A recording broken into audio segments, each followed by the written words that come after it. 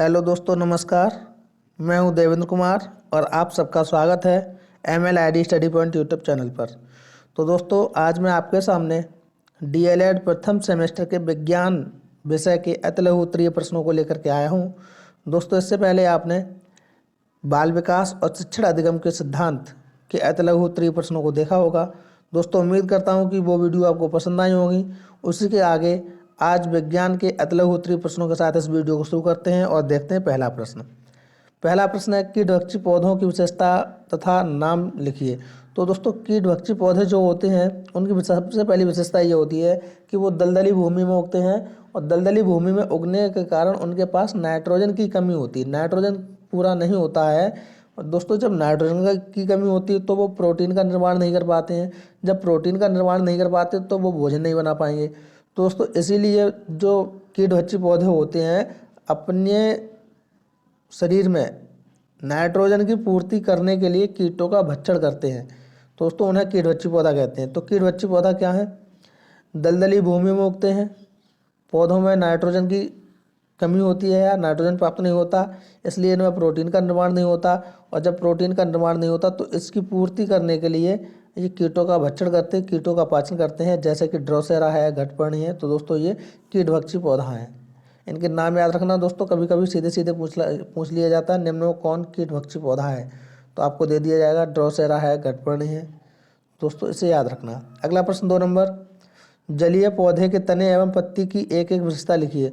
तो दोस्तों, अगर जलीय पौधे के तने की बात की जाए तो जलीय पौधे के जो तने होते हैं उनमें असंख्य, मतलब ऐसे कहें कि करोड़ों वायु छिद्र पाए जाते हैं, जिन्हें वायु कोष्ठ कहते हैं, जिनमें वायु भरी रहती है। जब वायु भरी रहती है तो वो हल्के होते हैं, और हल्के होते हैं तो वो पानी पर तैरते रहते हैं, जैसे कि जलकुंभी। और दूसरी बात, अगर इनकी पत्ती की बात करें तो पत्ती जो इनकी होती है वो चिकनी होती है, मोम की तरह चिकनी होती है। इसलिए ये पत्ती गीली नहीं होती और पानी की सतह पर तैरती रहती है और सूर्य के प्रकाश में भोजन बना पाती है। तो दोस्तों, देखते हैं इसे। जलीय पौधों के तने के अंदर असंख्य रक्त स्थान होते हैं, जिन्हें वायु कोष्ठ कहते हैं। दोस्तों, जो रक्त स्थान होते हैं उन्हें क्या कहते हैं? वायु कोष्ठ कहते हैं, जिनमें वायु भरी रहती है, जैसे जलकुंभी। कमल तथा कुमुदिनी के पौधे की पत्तियां चपटी होती हैं, इसकी सतह मोम जैसी चिकनी होती है। इससे पत्तियां गीली नहीं होती, चपटी होने के कारण यह पानी की सतह पर तैरती रहती हैं। ठीक है दोस्तों। अगला प्रश्न देखते हैं 3 नंबर, अलैंगिक जनन की 2 विधियां या प्रकारों के नाम बताइए। तो दोस्तों, अलैंगिक जनन की विधियां हैं मुकुलन और विखंडन। मुकुलन और विखंडन जो अमीबा में होता है दोस्तों, अमीबा में मुकुलन विधि से जनन होता है। किससे होता है? मुकुलन विधि से होता है। ठीक है दोस्तों। और जो पैरामीशियम होता है उसमें विखंडन होता है। अगला प्रश्न, घर्षण बल किसे कहते हैं? दोस्तों, घर्षण बल क्या है? जैसे एक ये सड़क है, इसके ऊपर एक पहिया चल रहा है, तो किन्हीं दो सतहों के मध्य इसकी एक सतह ये है और पहिया की सतह ये वाली है, तो किन्हीं दो सतहों के मध्य सापेक्ष गति का विरोध करने वाले बल को घर्षण बल कहते हैं। दोस्तों, होता क्या है, जब ये पहिया इस सड़क पर चल रहा है तो ये सड़क इस पहिए की गति को रोकने की कोशिश करती है। तो जो सड़क पहिए की गति को रोकने के लिए जो बल लगाएगी उसी को घर्षण बल कहेंगे। जैसे चलती हुई गाड़ी में जब हम ब्रेक लगाते हैं तो ब्रेक और पहिया के बीच क्या होता है? घर्षण उत्पन्न होता है, तभी गाड़ी रुक पाती है। तो दोस्तों, किन्हीं दो सतहें जो संपर्क में आपस में एक दूसरे के संपर्क में है, तो किन्हीं दो संपर्क सतहों के मध्य लगने वाले बल को, मतलब जो गति का विरोध कर रहा हो, उसे घर्षण बल कहते हैं। अगला प्रश्न 5 नंबर, भूमिगत तने के रूपांतरण में अदरक के रूपांतरण का नाम लिखिए। तो दोस्तों, अदरक के रूपांतरण को बात करें तो अदरक के रूपांतरण को प्रकंद कहते हैं, राइजोम। क्या कहते हैं दोस्तों? राइजोम। अगला प्रश्न, पत्तियों का मुख्य कार्य क्या है? तो दोस्तों, पत्तियों का मुख्य कार्य भोजन बनाना है, और भोजन बनाना अर्थात फोटोसिंथेसिस, प्रकाश संश्लेषण करना है। अगला प्रश्न, विद्युतीय बल किसे कहते हैं? दोस्तों, विद्युतीय बल क्या होता है? जब हम बचपन में क्या करते थे कि स्केल को बालों में रगड़ करके कागज़ के टुकड़ों के पास ले जाते थे, तो कागज़ के टुकड़े स्केल पर चिपक जाते थे। इसका कारण क्या होता है कि दोस्तों, जो स्केल होता है वो रगड़ने से विद्युत आवेशित हो जाता है, अर्थात एक ऐसा बल जिसमें आवेश होता है। कैसा होता है? आवेश होता है, उसे विद्युत बल कहते हैं। देख लेते हैं दोस्तों, इसमें क्या है। विद्युत बल के कारण जब चीज़ें किसी ओर आकर्षित होने लगती हैं, विद्युत बल के कारण जब चीज़ें किसी ओर आकर्षित होने लगती हैं, जैसे कि अभी आपको बताया, जैसे जो आपका स्केल होता था उस पर कागज़ आकर्षित होने लगते थे, तो उसे विद्युत बल कहते हैं। जैसे प्लास्टिक के स्केल से सूखे कागज़ से रगड़कर टुकड़ों के पास ले जाया जाए तो कागज़ के टुकड़े प्लास्टिक के स्केल की ओर आकर्षित होने लगते हैं, ऐसे बल को विद्युतीय बल कहते हैं। अगला प्रश्न दोस्तों 8 नंबर, मछली के जल में रहने के लिए कौन कौन से अनुकूलन अंग हैं? तो दोस्तों एक तो धारा रेखा शरीर। धारा रेखा शरीर जो दोस्तों होता है वो नाव के आकार का होता है। कैसा होता है? इस तरह का होता है, मतलब आगे पीछे पतला पतला, बीच में मोटा होता है। तो जो धारा रेखा शरीर होता है वो मछली को तैरने में हेल्प करता है। और दोस्तों पंख होते हैं, गलफड़े होते हैं, गलफड़े जो उसे सांस लेने में हेल्प करते हैं। और दोस्तों उसकी एक पूँछ, जो मछली होती है उसकी जो पूँछ होती है वो भी एक अनुकूलन अंग है जो मछली को पानी में दिशा बदलने में हेल्प करती है। अगला प्रश्न, जब कोई वस्तु अपनी माध्य स्थिति के दोनों ओर गति करती है, जैसे दोस्तों ये एक माध्य स्थिति है, इसके दोनों ओर इस तरह से गति करे, इधर भी और इधर भी, तो दोस्तों ऐसी गति को क्या कहेंगे हम? दोलन गति कहेंगे। क्या कहेंगे? दोलन गति या पेंडुलम गति कहेंगे। अगला प्रश्न 10 नंबर, तल छठीकरण की प्रक्रिया समझाइए। तो दोस्तों तल छठीकरण की प्रक्रिया क्या है? दो ऐसे पदार्थ मिलाए जाएं जो अलग अलग प्रकृति को हों। जैसे अगर रेत और पानी को मिलाया जाए तो दोस्तों रेत पानी में नीचे बैठ जाएगा, बालू जो पानी में नीचे बैठ जाएगी।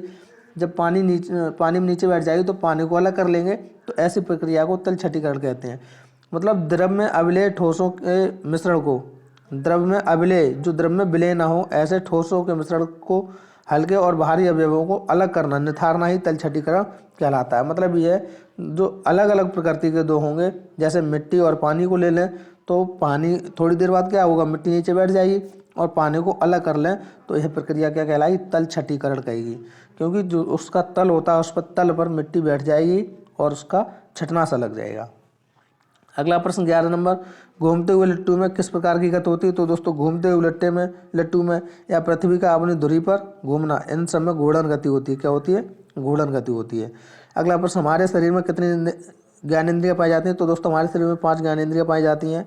आँख, कान, नाक, जीभ और त्वचा।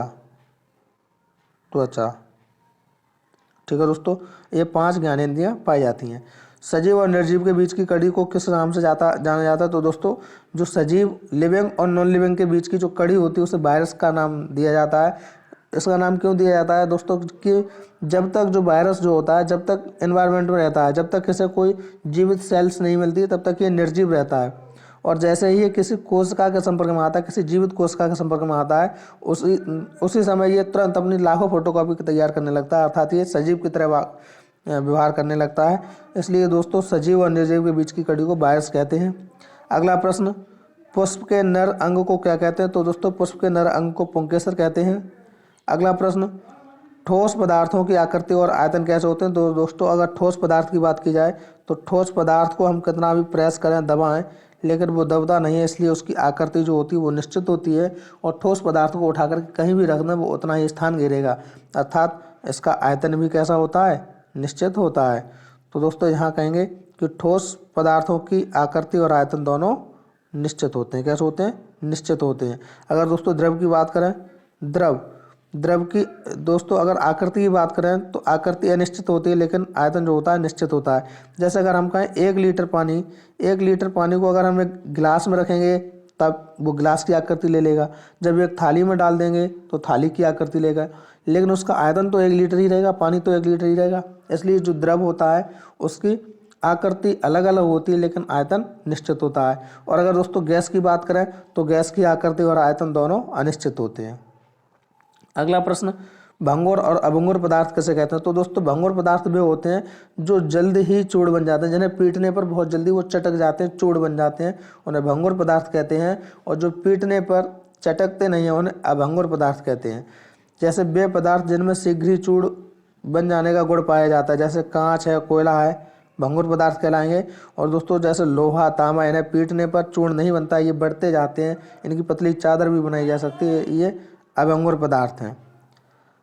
अगला प्रश्न 17 नंबर, ऊर्ध्वपातन से क्या तात्पर्य है? तो दोस्तों ऊर्ध्वपातन एक ऐसी प्रक्रिया है जब कोई ठोस बिना द्रव में बदले द्रव का यहाँ कोई कॉन्सेप्ट ना आए, सीधा सीधा किस में बदल जाए, गैस में बदल जाए। जब किसी ठोस को गर्म करें तो वो द्रव में जाए बिना सीधे सीधे गैस में बदल जाए, तो ऐसे पदार्थों को ऊर्ध्वपातज पदार्थ कहते हैं और ये प्रक्रिया ऊर्ध्वपातन कहलाती है। जैसे दोस्तों हम लोग देखते हैं जब पूजा होती है तो कपूर को जलाते हैं, कपूर को जब जलाते हैं तो क्या ये द्रव में बदलता है, ये सीधे सीधे गैस में बदल जाता। कपूर ठोस था लेकिन उसे जब जलाया तो ये गैस में बदल गया। लेकिन जब बतासे को जलाते हैं तो बतासा धीरे धीरे पिघल करके बहने लगता है। तो बतासा जो ठोस तो था लेकिन द्रव में बदल रहा है, इसलिए वो ऊर्ध्वपातन नहीं है। लेकिन जो कपूर है वो सीधे से गैस में बदल जाता है, उसका कोई नाम निशान नहीं रहता, वो ऊर्ध्वपातज है। दोस्तों देख लेते हैं, वे सभी पदार्थ जो गर्म करने पर बिना द्रव में बदले सीधे गैस में बदल जाते हैं ऊर्ध्वपातज पदार्थ कहलाते हैं और यह क्रिया ऊर्ध्वपातन कहलाती है। दोस्तों इसमें कौन कौन से आते हैं? इसमें आता है आपका अमोनिया, नेप्थलीन, उसके बाद दोस्तों आ जाएगा कपूर, नौसादर। तो दोस्तों ये सब क्या है? ऊर्ध्वपातज पदार्थ हैं। अगला प्रश्न 18 नंबर, मूल मात्रक किसे कहते हैं? तो दोस्तों जो मूल राशियाँ होती हैं, जो भौतिक राशियाँ होती हैं, तो ऐसे मात्रक जो किसी भी भौतिक राशि को मापने के लिए स्वतंत्र होते हैं वो क्या कहलाते हैं? मूल मात्रक। मतलब वे भौतिक राशियाँ जो पूर्णतः स्वतंत्र होती हैं मूल राशियाँ कहलाती हैं और इन्हीं मूल राशियों के मात्रक को हम मूल मात्रक कहते हैं। जैसे कि दूरी और समय मूल राशियाँ हैं और इनके मात्रक हैं मीटर और सेकंड। अगला प्रश्न, परमाणु किसे कहते हैं? तो दोस्तों परमाणु जो होता है वो किसी भी तत्व का अविभाज्य सूक्ष्मतम कण होता है, जो किसी भी रासायनिक अभिक्रिया में भाग ले सकता है लेकिन वो कभी भी अलग नहीं रहता, स्वतंत्र अवस्था में नहीं रह सकता। तो दोस्तों परमाणु क्या है? परमाणु तत्व का वह छोटे से छोटा भाग है जो किसी भी रासायनिक अभिक्रिया में भाग ले सकता है परंतु स्वतंत्र अवस्था में नहीं रह सकता। अगला प्रश्न 20 नंबर, चौड़ी मोटी तथा कटीली संरचना वाले मरूदविद पौधे का नाम क्या है? तो दोस्तों चौड़ी मोटी कटीली संरचना वाले जो मरूदविद पौधे हैं इसका नाम नागफनी होता है और दोस्तों इसका दूसरा नाम कैक्टस भी होता है, कैक्टस भी कहते हैं इसे। क्या कहते हैं? कैक्टस। कभी कभी नागफनी नहीं मिलेगा तो आपको कैक्टस भी मिलेगा। अगला प्रश्न, घर्षण बल को कम करने के उपाय क्या है? तो दोस्तों घर्षण बल को कम करने के लिए हम क्या करते हैं? ग्रीस लगाते हैं, तेल लगाते हैं, जो पुर्जे होते हैं उनके बीच घर्षण को कम करने के लिए ग्रीस लगाते हैं, स्नेहक तेल लगाते हैं, तो उसके द्वारा घर्षण को कम किया जा सकता है। जैसे मशीनों के कल पुर्जों को घसने एवं टूटने से बचाने के लिए उनके संपर्क तल के मध्य स्नेहक तेल या ग्रीस लगाकर उनके घर्षण को कम किया जा सकता है। अगला प्रश्न दोस्तों, दूध किस प्रकार का मिश्रण है? तो दोस्तों दूध जो होता है वो समांगी मिश्रण है। दोस्तों एक ऐसा मिश्रण जिसके हर पार्ट में सभी समान गुण पाए जाते हैं वो समांगी मिश्रण होता है। अगला प्रश्न, पुष्प के मादा अंग का नाम लिखिए। तो दोस्तों मादा अंग का नाम होता है जो जायांग होता है। क्या होता है? जायांग। अगला प्रश्न, सजीव का एक लक्षण लिखिए। तो दोस्तों सजीव के लक्षण क्या हैं? जो सजीव होते हैं वो श्वसन करते हैं, उत्सर्जन करते हैं, पोषण करते हैं और दोस्तों अगर उनकी बात करें तो उनमें गति पाई जाती है, स्वतः चलने की गति पाई जाती है। तो दोस्तों ये सब सजीव के लक्षण हैं। जैसे हम लोग भोजन करते हैं, भोजन बनाते नहीं हैं, खुद स्वयं निर्माण नहीं कर पाते, भोजन को करते हैं, उत्सर्जन करते हैं, जैसे मलमूत्र का त्यागना, सांस को छोड़ना, ये क्या है? उत्सर्जन है। श्वसन करते हैं, सांस लेना, गति करना। दोस्तों हम अपनी स्वेच्छा से चल सकते हैं, तो ये सब सजीवों के लक्षण हैं। और निर्जीवों के लक्षण क्या होंगे दोस्तों? ये सभी वस्तु जो लक्षण है वो निर्जीव में नहीं पाए जाएंगे। अगला प्रश्न 25 नंबर, शाकाहारी तथा मांसाहारी जंतुओं के दो नाम लिखिए। दोस्तों शाकाहारी गाय, भैंस, बकरी, बैल, ये सब शाकाहारी होते हैं। मांसाहारी में शेर, चीता, बाघ, ये सब मांसाहारी होते हैं। अगला प्रश्न, पदार्थ की कितनी भौतिक अवस्थाएं होती हैं? तो दोस्तों अगर पदार्थ की मुख्य रूप से बात की जाए तो 3 होती हैं, ठोस, द्रव और गैस। और अगर दोस्तों थोड़ी और आगे बढ़ा जाए तो इसकी चौथी अवस्था एक प्लाज्मा भी होती है, प्लाज्मा। और दोस्तों इसकी एक 5वीं अवस्था होती है BEC, बोस आइंस्टीन कंडेंसेट। तो इस प्रकार से भौतिक अवस्थाएं 5 भी होती हैं, लेकिन दोस्तों आपके सब्जेक्ट के लिए आपको 3 ही लिखना है। अगर 5 लिख रहे हो तो दोस्तों पाँचों के नाम लिख करना अनिवार्य हो जाएगा। अगला प्रश्न, समय का मानक मात्रक क्या है? तो दोस्तों समय का मानक मात्रक सेकंड होता है। जंतुओं और पौधों में अंतर स्पष्ट कीजिए। तो दोस्तों जंतुओं और पौधों में अंतर क्या है? जो जंतु होते हैं उनकी वृद्धि एक समय के बाद रुक जाती है, लेकिन पौधों की वृद्धि लगातार चलती रहती है। जंतु जो होते हैं वो छोटे होते हैं, पौधे बहुत बड़े हो जाते हैं। जो पौधे होते हैं उनमें संवेदनशीलता कम होती है, जैसे टचिंग करने पर उन्हें कम एहसास होता है, लेकिन जो जीव होते हैं उन्हें टच करने पर बहुत अधिक संवेदनशीलता होती है। पौधे प्रकाश की उपस्थिति में बढ़ते हैं, लेकिन जो जंतु होते हैं उन्हें बढ़ने के लिए, वृद्धि करने के लिए प्रकाश की कोई आवश्यकता नहीं होती। तो दोस्तों ये सब क्या है, जैसे पौधे में ऊपर की वृद्धि होती है, ये काफ़ी ऊंचाई तक बड़े हो जाते हैं, जबकि जंतु कुछ ऊंचाई तक ही बड़े होते हैं। एक पहला अंतर है। दूसरा अंतर है जो दोस्तों जीवों में संवेदन शक्ति अधिक होती है और वे उसे प्रकट कर सकते हैं, जबकि पौधे अपनी संवेदन शक्ति को प्रकट नहीं कर सकते। अगला बिंदु है इसका, पौधे प्रकाश की उपस्थिति में ही बढ़ते हैं, जबकि जीव की वृद्धि हेतु प्रकाश की आवश्यकता नहीं पड़ती। अगला प्रश्न 29 नंबर, जंतुओं और पौधों में समानता बताइए। तो दोस्तों जंतुओं और पौधों में समानता क्या है? जंतु और पौधे दोनों वृद्धि करते हैं, दोनों का आकार होता है, दोनों श्वसन क्रिया करते हैं। ठीक है दोस्तों। अगला प्रश्न, पुष्प क्या है? दोस्तों पुष्प क्या है? जो कली होती है ना, जो कली होती है, कली का विकसित रूप ही एक पुष्प कहलाता है। मतलब पुष्प पौधे का सबसे आकर्षक भाग है, और पत्तियों के रूपांतरण को, जो कली होती है, पत्तियां होती हैं, उसके रूपांतरण को ही क्या कहते हैं? पुष्प कहते हैं। जब जो पत्तियां होती हैं, जो कलियां होती हैं, वो बिखर जाती हैं तो वो एक पुष्प का रूप ले लेती हैं।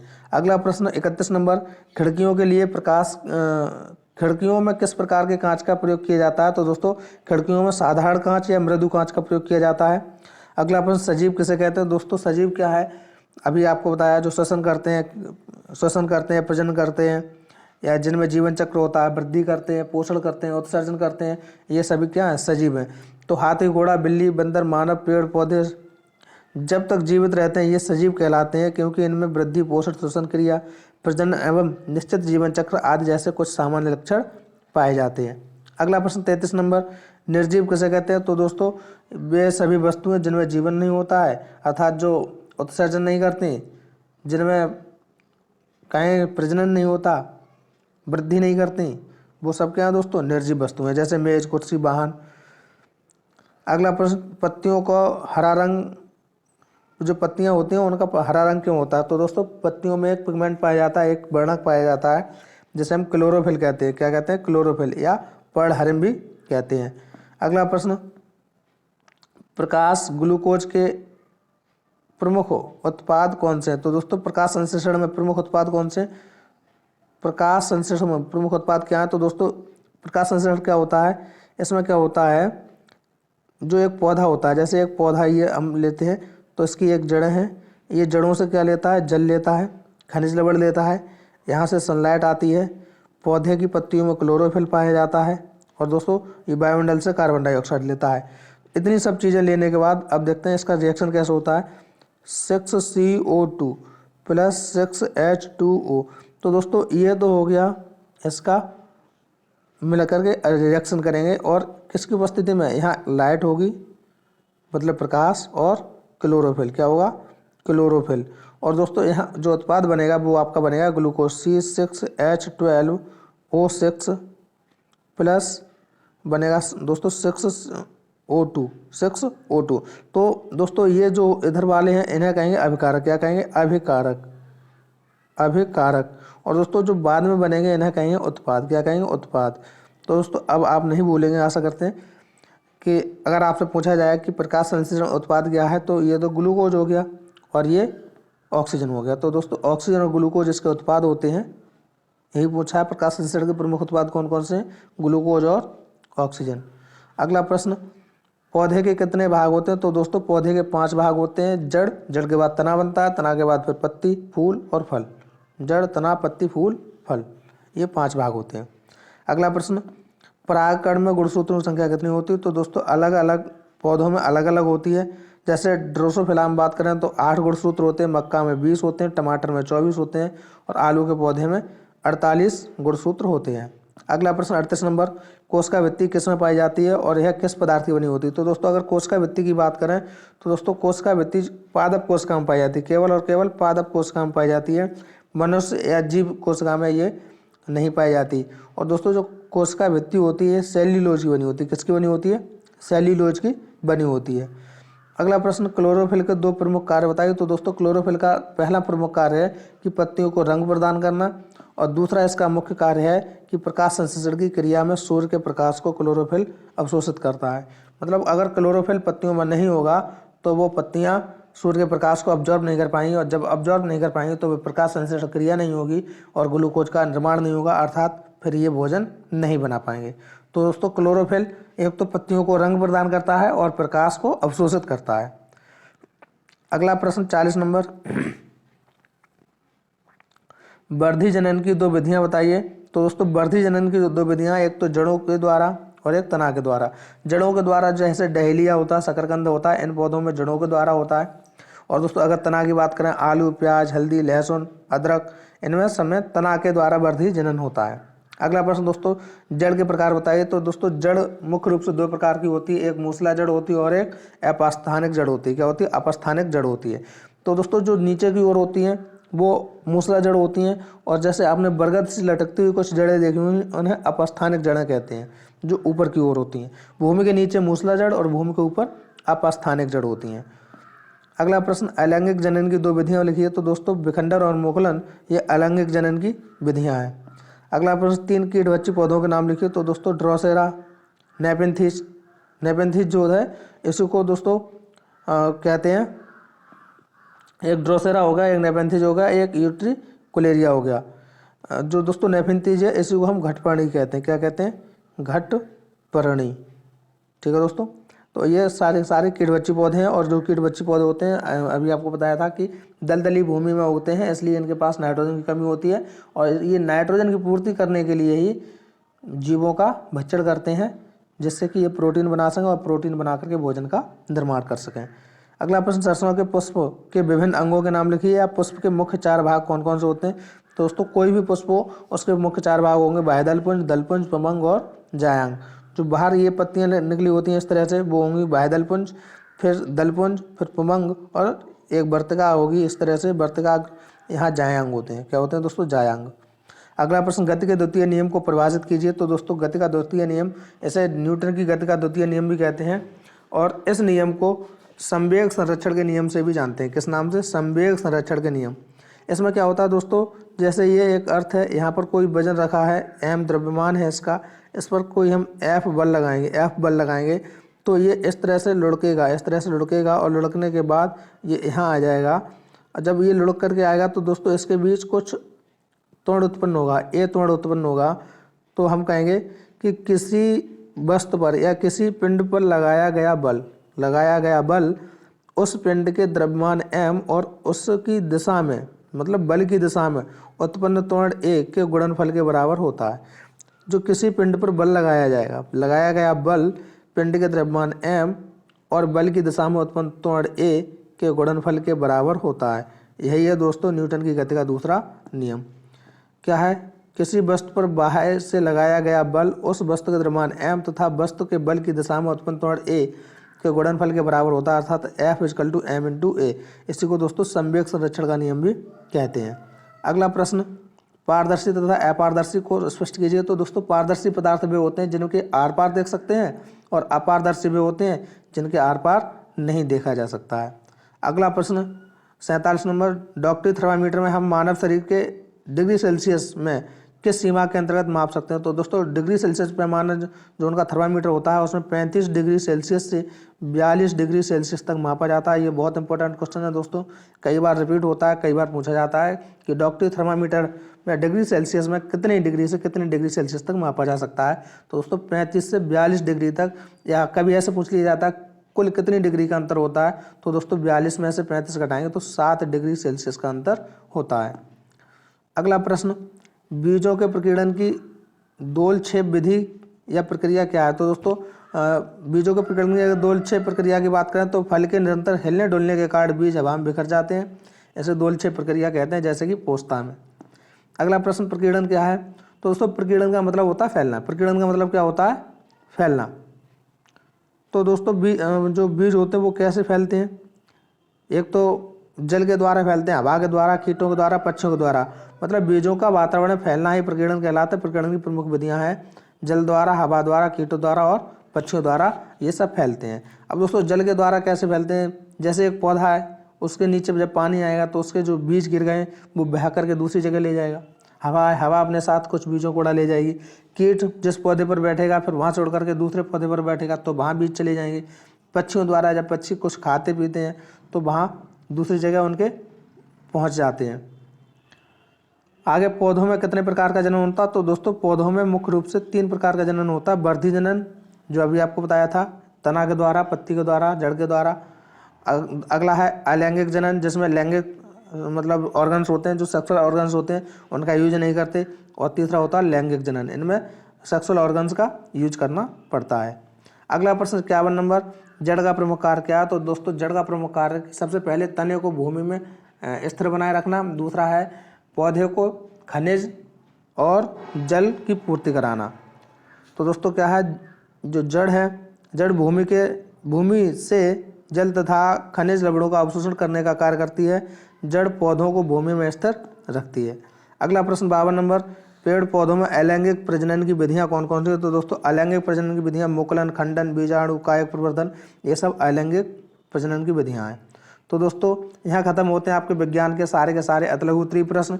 दोस्तों मिलते हैं अगली नई वीडियो में। दोस्तों अगर वीडियो अच्छी लगी हो तो लाइक और शेयर करें, और अगर चैनल पर नए हैं तो चैनल को सब्सक्राइब करें, और PDF पाने के लिए टेलीग्राम ग्रुप से जुड़ें, और टेलीग्राम पर जाकर के सर्च करें @MLID स्टडी पॉइंट STUDY.POINT। दोस्तों इस ग्रुप पर जुड़ें और वहाँ आपको सारी की सारी PDF मिल जाएंगी। तो दोस्तों धन्यवाद।